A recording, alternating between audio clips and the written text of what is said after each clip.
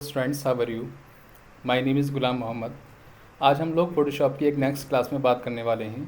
Previous classes में हमने कई सारे टॉपिक्स कवर किए हैं, जैसे फ़ोटोशॉप का इंटरफेस क्या होता है। इसी तरह से हमने कवर किया फ़ोटोशॉप के अंदर अगर हमें टेक्स्ट पर राइट करना है तो कैसे करेंगे। साथ ही साथ हमने ये भी स्टडी किया कि फ़ोटोशॉप के अंदर अगर शेप्स को ड्रॉ करना हो या उसकी स्ट्रोक लाइन बनानी हो या उसके अंदर कलर को फिल करना हो तो वो सब सारी चीज़ें कैसे मेंटेन की जाती हैं। इसी के साथ में हमने एक टॉपिक ये भी कवर किया कि अगर शेप्स के अंदर इमेजेस को लगाना हो, शेप्स के अंदर टेक्स्ट को राइट करना हो तो उसकी ग्रुपिंग, अनग्रुपिंग, स्ट्रोक और उसकी डिज़ाइनिंग, उसकी एडिटिंग को कैसे मैनेज करते हैं। ये सारे टॉपिक्स हमारे प्रीवियस क्लास में कवर हो चुके हैं। आई होप दैट आप लोगों को प्रीवियस क्लासेस काफ़ी चीज़ें क्लियर हो गई होंगी। और अगर किसी तरह की कोई डाउट आपके सामने है या फिर आप किसी क्वेश्चन पर बात करना चाहते हैं तो कमेंट बॉक्स में आप क्वेश्चन कर सकते हैं। और फोटोशॉप की अगर कोई टॉपिक, कोई ऑप्शंस को आप समझना चाहते हैं तो उस पर भी बात कर सकते हैं।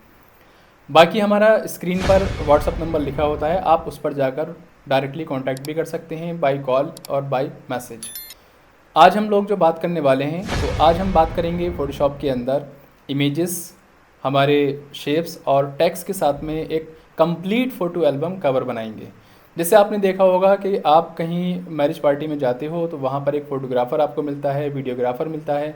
तो फोटोग्राफ़र ने जो फ़ोटो क्लिक किए हैं आपके, देन उसमें उसकी हेल्प से जो वो फ़ोटो में एडिटिंग करता है, लाइक ब्राइटनेस, कंट्रास्ट, ये सारी चीज़ें मैनेज करता है।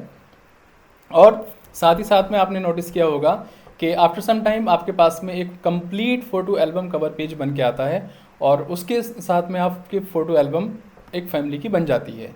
देन उसी तरह से फ़ोटो एल्बम कैसे बनाई जाती है, उसका कवर पेज कैसे डिज़ाइन होता है, ये सारे टॉपिक्स आज की क्लास में हम कवर करने वाले हैं।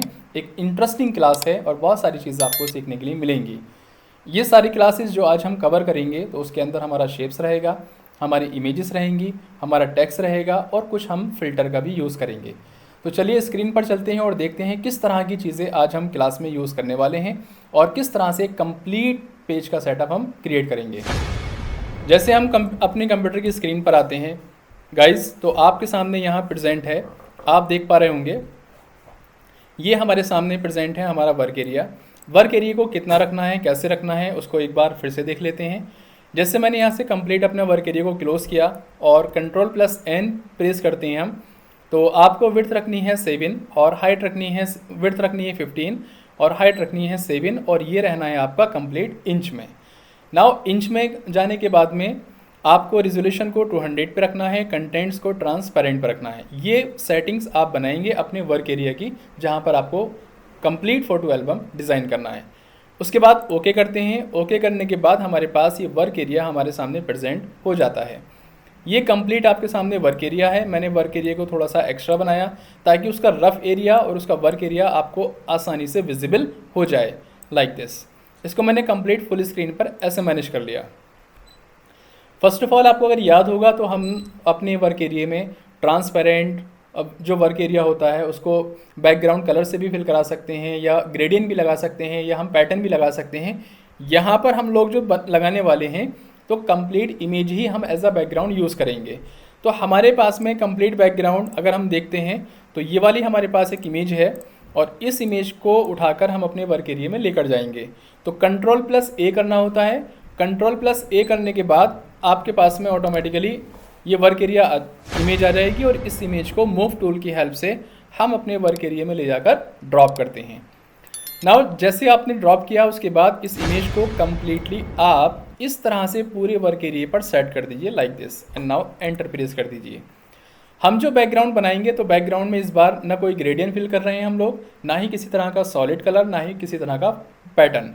डायरेक्टली इमेजेस की हेल्प से ही हम लोग बैकग्राउंड बना रहे हैं। एंड नाउ इसके बाद में करना क्या है, आपको डायरेक्टली आपको फ़िल्टर में जाना है। फ़िल्टर में जाने के बाद आपको एक ऑप्शन मिलेगा ब्लर के नाम से और यहाँ पे ब्लर मिलेगा आपको गॉसियन ब्लर। गॉसियन ब्लर में जाने के बाद आप यहाँ पर आएंगे और आने के बाद इसको थोड़ा सा आप इस तरह से ब्लर कर देंगे। ये ब्लरनेस आपको यहाँ प्रीव्यू नज़र आ रहा होगा, तो मैंने इसको इतना मैनेज किया। आपको इतना मैनेज करना है कि बैकग्राउंड में इमेजेस क्या है वो विजिबल ना हो और लेकिन उसके कलर हमें मिल जाएं। तो ये हमने इसको ब्लर किया और हमारा एक कंप्लीट एक बैकग्राउंड बनकर तैयार हो गया। इस पे लेयर पे डबल क्लिक करेंगे आप और बीजी लिख देंगे तो ये आपका बैकग्राउंड लेयर है। अब जो भी काम करेंगे वो एक नए पेज पर काम करेंगे। तो यहाँ से हम एक लेयर लेते हैं, इस वाली इमेज को हम ऑलरेडी यूज़ कर चुके हैं तो इसे क्लोज कर देंगे, इसकी अब हमें नीड नहीं है। देन सबसे पहला काम यहाँ से आपको एक शेप इंसर्ट कराना है।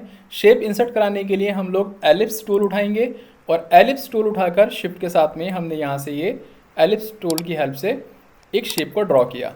लेकिन इसके अंदर हम जो डिज़ाइन बनाने वाले हैं वो कंप्लीट इसके अंदर इमेज नहीं लगाएंगे, इसको हम थोड़ा सा रफ एरिया में रख देंगे लाइक दिस। ये हमने शेप को ऐसे बड़ा किया और लाइक दिस इतना शेप हमने मैनेज कर लिया। ये गाइज आप लोगों को क्लियर नज़र आ रहा होगा, ये हमने इतना बना लिया इस तरह से। और यहाँ से एक गाइडलाइंस निकाल कर ये चेक कर सकते हो कि दोनों कॉर्नर बराबर हैं या नहीं हैं लाइक दिस। हमने यहाँ से थोड़ा सा इसको भी यहाँ से बड़ा किया। ओके, अब आपके कंप्लीट कॉर्नर जो हैं वो आपकी इमेज के साथ में है। देखिए यहाँ से भी कॉर्नर पर है और यहाँ से भी कॉर्नर पर है।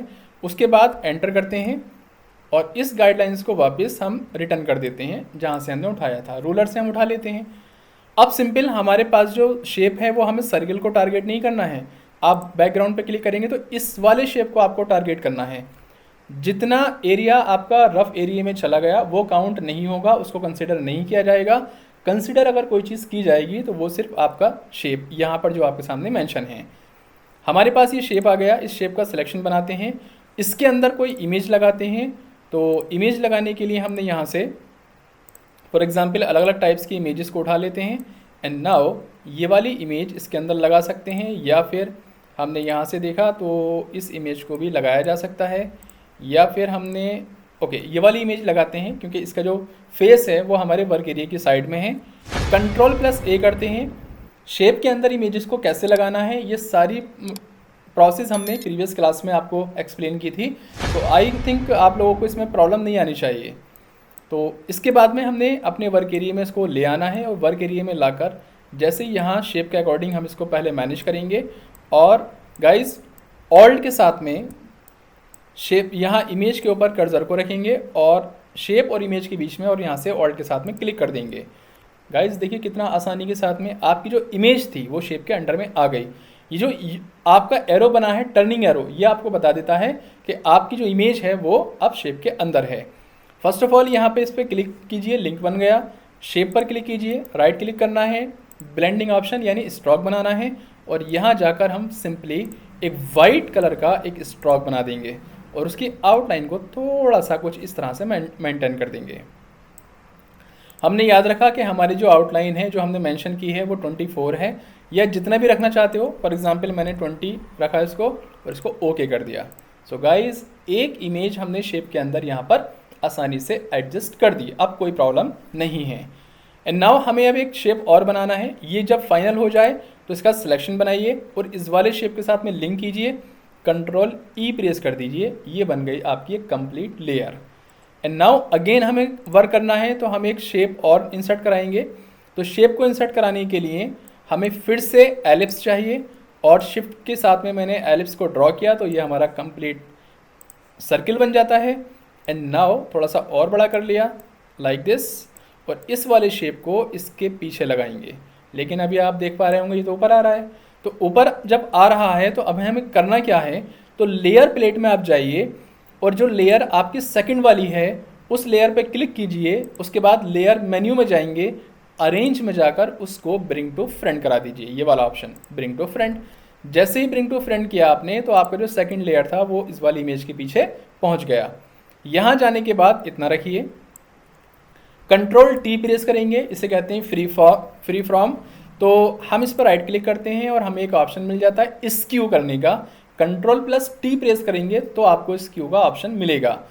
क्लिक किया हमने और यहाँ से इस इमेज को इस तरह से एडिट, वो शेप्स को इस तरह से कस्टमाइज़ कर देंगे। ये देखिए एक अलग ही लुक आपके सामने नज़र आ गया।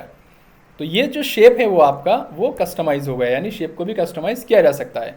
ये देखिए कैसे बना दिया हमने। ड्रॉ हमने क्या किया था, सर्किल।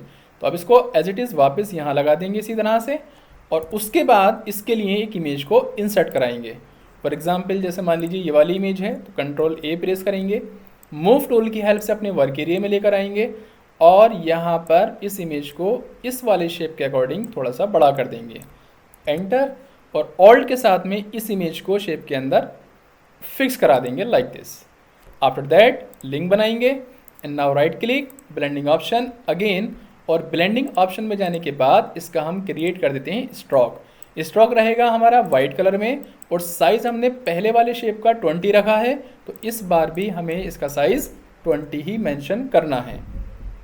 ओके, और उसके बाद इन दोनों का सिलेक्शन बनाकर, ये हमारी लेयर है, ये हमारा शेप, लिंक बना दिया हमने, कंट्रोल ई प्रेस करते हैं तो गाइज यहाँ पर ये कंप्लीट एक ग्रुप बन जाता है।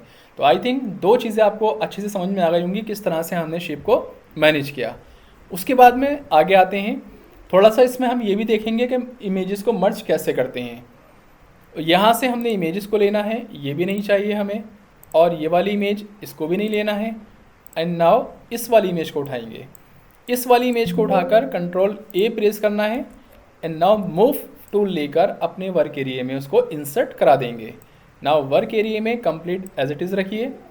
ओके, और अगर आप चाहते हैं कोई अनदर इमेज तो आप इसको यहाँ से अभी डिलीट कर सकते हैं।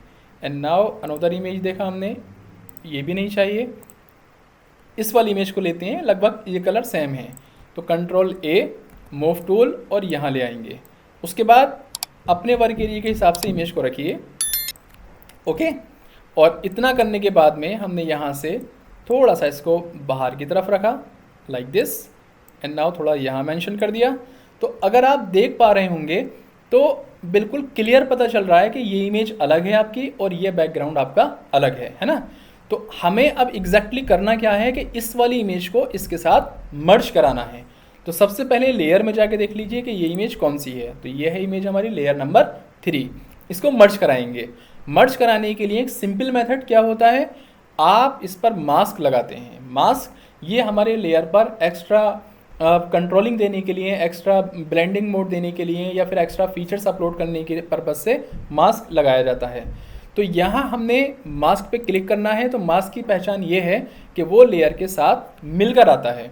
एंड नाउ मास्क पे आपका सिलेक्शन होना चाहिए। उसके बाद सिंपली आप ग्रेडियंट टूल उठाएंगे, और ग्रेडियंट टूल में हमेशा याद रखिए आपका जो कलर होना चाहिए वो ब्लैक एंड वाइट ही होना चाहिए जब आप इमेजेस को मर्ज कर रहे हों।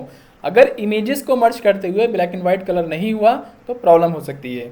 यहाँ पर हमने क्लिक किया तो वन साइड हमारा होना चाहिए कंप्लीट ब्लैक और वन साइड हमारा होना चाहिए कंप्लीट वाइट।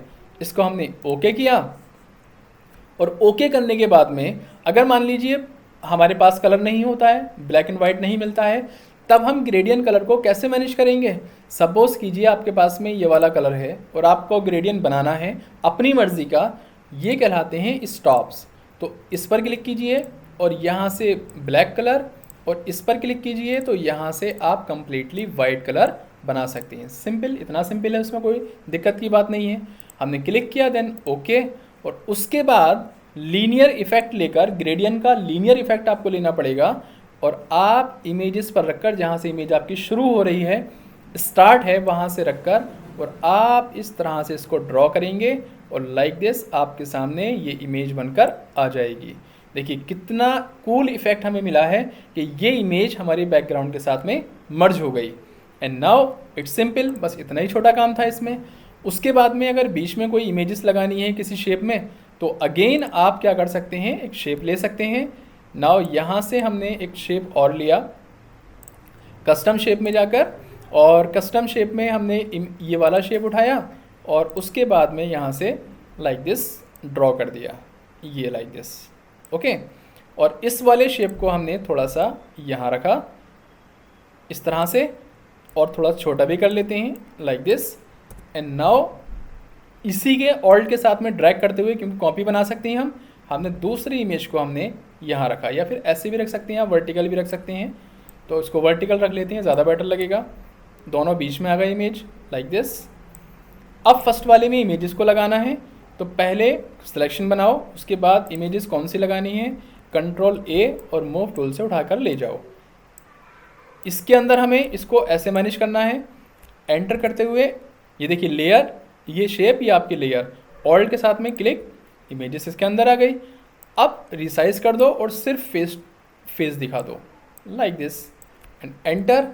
अब इस वाले शेप के साथ इसको हम क्या बना देंगे, लिंक कर देंगे। एंड नाउ राइट क्लिक करेंगे, ब्लेंडिंग ऑप्शन में जाएंगे और इसका स्ट्रोक लगा देंगे।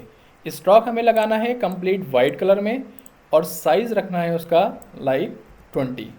हमने 20 साइज़ रखा, ओके, इट्स सिंपल। अगेन हम क्या करेंगे कि यहाँ पर ये हमारी लेयर है, ये हमारा शेप है, तो कंट्रोल ई प्रेस कर देंगे तो वो सिंगल लेयर में कन्वर्ट हो जाती है। एंड नाउ अगेन सेकंड वाली इमेज में लगा देंगे। तो सेकंड इमेज में हम कैसे लगाएंगे, ये वाली इमेज नहीं चाहिए, अच्छा ये वाली चाहिए। कंट्रोल ए प्रेस करेंगे और इसको उठाकर ले आएंगे तो हमारी इमेज यहाँ पर आई। पहले आप इस पर रखिए, उसके बाद में ऑल्ट के साथ में अगेन वही प्रोसेस फॉलो कीजिए। फेस को बिल्कुल सेंटर में लेकर आइए लाइक दिस। ये हमने फेस को यहाँ सेंटर में रखा, एंटर पास करेंगे, लिंक कर देंगे और राइट क्लिक करने के बाद ब्लेंडिंग ऑप्शन में वापस चले जाएंगे। जैसे ही ब्लेंडिंग ऑप्शन में जाते हैं तो आप सबसे पहले यहाँ पर क्या लगाएंगे, स्ट्रोक लगाएंगे। स्ट्रोक का कलर वही हमारा वाइट रहेगा और यहाँ से हमारा 20, ओके। देन कितना इजी हो गया। कंट्रोल ई प्रेस करेंगे तो ग्रुपिंग बन जाएगी। अब चाहे इमेजेस यहाँ रखो और चाहे आप इमेजेस यहाँ रखो, तो देखो ये आ गया। और बीच में अगर कोई शेप और लगाना है तो वो भी लगा सकते हैं आप, इसमें कोई प्रॉब्लम की बात नहीं है। तो यहाँ से हमने एक बार फिर से क्लिक किया और एक अनोदर शेप निकाल कर लाए, जस्ट लाइक हार्ट वाला शेप निकाला हमने। क्लिक करेंगे और यहाँ से हार्ट वाले शेप को ड्रॉ कर दिया। एंड नाउ मूव टूल की हेल्प से हम उसको ईजिली मैनेज कर पाते हैं। पहले इसको उठा के रखा, देन नाउ इसको भी यहाँ रख दिया हमने उठाकर, और इन दोनों के बीच में ऐसे हमने इसको बना दिया। थोड़ा बड़ा कर लेते हैं, and now like this, easy. After that इसके बाद आप क्या करोगे, इसके अंदर भी आपको सिंपल इमेज लगानी है। हमने देखा कौन सी इमेज है हमारे पास, तो आप ये वाली इमेज लगा सकते हैं। तो कंट्रोल ए प्रेस किया और अपने वर्क एरिया में इंसर्ट करा दिया। एंड नाउ इस तरह से पहले शेप के अकॉर्डिंग इसको अरेंज कर लीजिए। उसके बाद में हम सिंपली क्या करेंगे, ऑल्ट के साथ में इस वाले शेप में एंटर करा देंगे। एंड नाउ लाइक दिस, ये देखिए कितना कूल इफेक्ट आपकी इमेजेस में आ गया like this. After that link करेंगे जैसे प्रीवियस इमेजेस में हम करते हुए आए हैं। अगेन हम इसका ब्लेंडिंग ऑप्शन में जाकर इसका भी आउटलाइन क्रिएट कर सकते हैं। तो आउटलाइन का हमेशा आपको वाइट कलर में ही रखना है और यहाँ से आप रखेंगे 20, ओके। ये देखिए गाइज कितना कूल इफेक्ट आपके सामने बनकर आ गया। अब इन दोनों को लिंक कीजिए और कंट्रोल ई प्रेस कर दीजिए, लेयर बन गई। अब सब लेयर बनी हुई हैं। अगर ये इमेजेस इधर ज़्यादा नज़र आ रही है तो इसको थोड़ा सा आप इधर एडजस्ट कीजिए, थोड़ा सा इसको भी एडजस्ट कर दीजिए लाइक दिस, और इसको भी यहाँ बीच में एडजस्ट करा दीजिए। यहाँ से रूलर की हेल्प से एक गाइडलाइन निकाल के लाते हैं और चेक कर लेते हैं कोई इमेज हमारी आउट ऑफ स्केल तो नहीं है। लाइक दिस, जैसे हमने यहाँ से देखा तो ये वाली इमेजेस, ओके, ऐसे भी मैनेज कर सकते हो। ये रूलर की हेल्प से गाइडलाइन आ जाती है, इसको वापस रिटर्न कर देते हैं। एंड नाउ अब हमें यहाँ पर ना कुछ टेक्स्ट राइट करना है, तो कैसे करेंगे, सबसे पहले एक न्यू लेयर इंसर्ट कराते हैं टेक्स्ट को राइट करने के लिए। और यहाँ पर किसी भी कलर में टेक्स्ट राइट करो, कोई इशू नहीं है, हमें एक कूल इफेक्ट देना है, वो देखिएगा आप। मैंने यहाँ पर एक सिंपल लिखा WEDDING, अभी ये ऊपर जा रहा है, कोई इशू नहीं है, आराम से आप उसको कंट्रोल कर सकते हैं। देन आपने यहाँ से इस टेक्स्ट को ऐसे छोटा कर देना है लाइक दिस, ये रखा। ये देखिए गाइस बिल्कुल एक नई चीज़ है आपके लिए। इसके अंदर हमने ये रखा, आफ्टर दैट जो बैकग्राउंड में आपने इमेजेस लगाई थी उस इमेजेस पर जाना है जो बैकग्राउंड में आपने अप्लाई की थी। बैकग्राउंड वाली इमेजेस ये है, इसका डुप्लीकेट बनाइए Ctrl+J। जैसे ही आपने इसका डुप्लीकेट Ctrl+J किया तो आप देख पा रहे होंगे कि एक BG और एक BG की कॉपी, दो चीज़ें बन गई। इस BG की कॉपी को टेक्स्ट के ऊपर लेकर आइए।